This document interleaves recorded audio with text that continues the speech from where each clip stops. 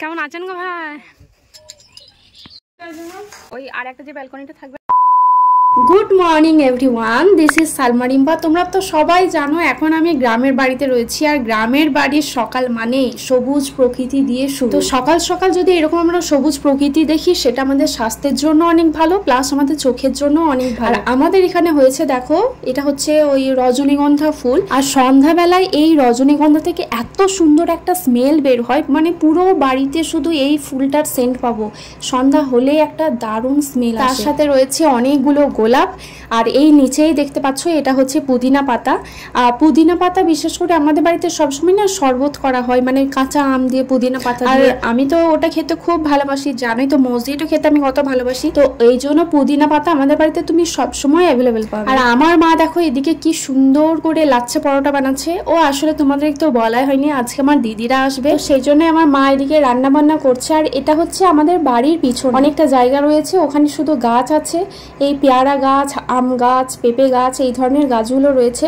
খুব সুন্দর হাওয়া দিচ্ছে, বুঝতেই পারছো ওখানটা দেখে। এদিকে দেখো আমার আব্বা পুকুর থেকে একদম টাটকা মাছ ধরে এনেছে। আমার এইগুলো খুব ভালো লাগে, পুকুর মাছ এগুলো সত্যি আমার অনেক পছন্দের। কিন্তু আমাদের বাড়ির আশেপাশে একটাও পুকুর নেই, আমাদের পুকুরটা রয়েছে অন্য পাড়ায়। দারুণ লাগছে তোমাকে? কেমন আছেন গো ভাই? ওরা চলে এসেছে, আর এসেই আমাকে প্রথমেই আমার বোনপো বলছে আমাকে কেমন লাগছে। তো আমি বললাম খুব ভালো লাগছে।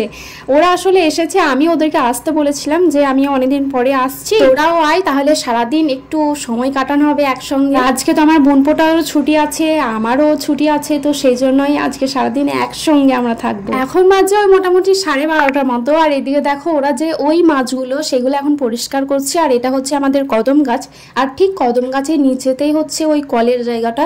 তো ওখানটা এত সুন্দর হাওয়া দিচ্ছে। আমি এলাম গোসল করে, আর গোসল করার পরে একদম পুরো ফ্রেশ লাগছে। তো তারপরে আমাদের ফ্রিজে একটা আইসক্রিম ছিল, যেটা মানে অর্ধেকটা বরফ হয়ে গেছে, ডিপে ভরা ছিল, তো সেটাই ওকে একটু একটু করে খাওয়াচ্ছি। ও তো ঠান্ডা জিনিস মানে আইসক্রিম খেতে খুব ভালোবাসে। তারপরে আমরা লাঞ্চ করার পরে বিকেল বেলায়, এটা হচ্ছে আমাদের গাছের আম। তবে বলি আমাদের 3টে গাছ মিলে আমাদের প্রচুর আম হয় প্রত্যেকবারে, এবারে শুধুমাত্র 2টো আম ছিল। এর আগে তোমরা দেখেছো যখন আমগুলো একেবারে ছোট ছোট থাকে সেই সময় আমাদের গাছগুলো পুরো ফাঁকা ছিল। এই 2টো আম ছিল, আমার মা খুব যত্ন করে আগলে রেখেছিল আমাদের জন্য, যে আমরা 2 বোনে কখন আসবো তখন এগুলো খাবো। তো আম খাওয়ার পরে তো অনেক খাওয়া দাওয়া হলো, আর এখন ওরা যাচ্ছে বাড়ি, কারণ এখন সন্ধ্যা হয়ে গেছে। ওরা তো আজকেই চলে যাবে, কাল থেকে আবার আমার ভাইয়ের ডিউটি আছে, মানে অফিস আছে।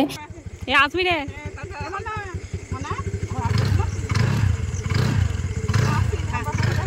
আমার বোনপোটা যখন থাকার মনে হবে তখন তো থাকবেই, কিন্তু ও যখন বুঝেছে যে আমরা বাড়ি চলে যাব এটাই একদম ফাইনাল, তখন বারবার বলছে যে পাপা সন্ধ্যা হয়ে যাচ্ছে, মা সন্ধ্যা হয়ে যাচ্ছে, বাড়ি যেতে হবে। আকাশে চাঁদটাকে দেখো কত সুন্দর দেখতে লাগছে।